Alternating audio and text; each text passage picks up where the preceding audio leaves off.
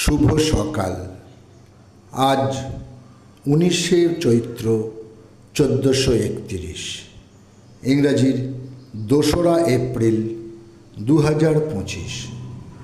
2রা April 1926 বিপ্লবী Atindranath Basu Vivekananda road সংলগ্ন প্রতিষ্ঠা করেন সিমলা ব্যায়াম সমিতি, যা ছিল বিপ্লবীদের আখড়া।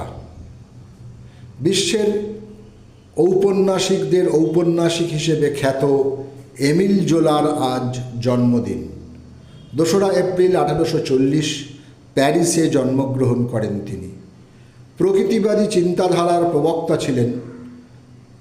দ্য আর্থ বা মাটি, দ্য জার্মিনাল, অঙ্কুরের মতো উপন্যাস সহ আরও অনেক কালজয়ী উপন্যাসের রচয়িতা তিনি এমিল জোলা।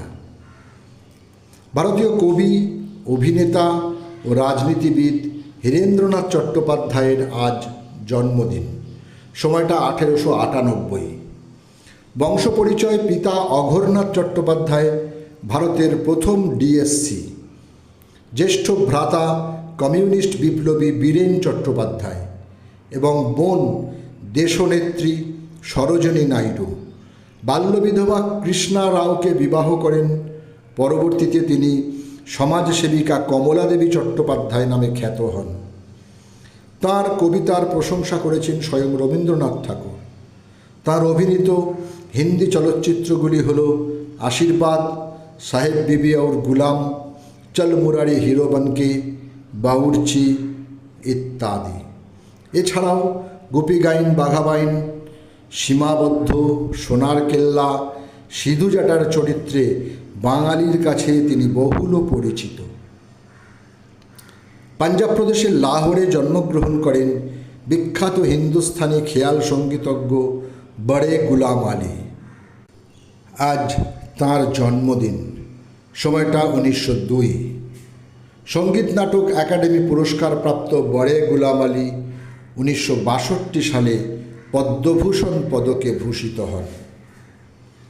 সর্বকালের সেরা ব্যাটসম্যান রঞ্জিত সিংজির আজ মৃত্যুদিন। সময়টা 1933।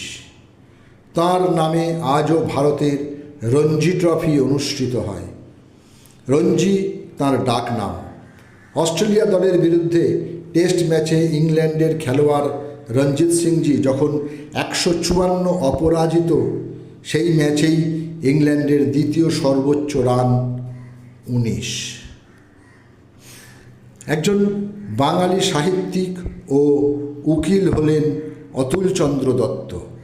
তাঁর রচিত উল্লেখযোগ্য গ্রন্থগুলি হল গৃহসুখ, গৃহশিক্ষা, চাইল্ড নেচার প্রভৃতি।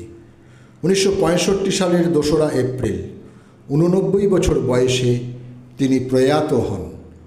সকলকেই আমার আনত প্রণাম।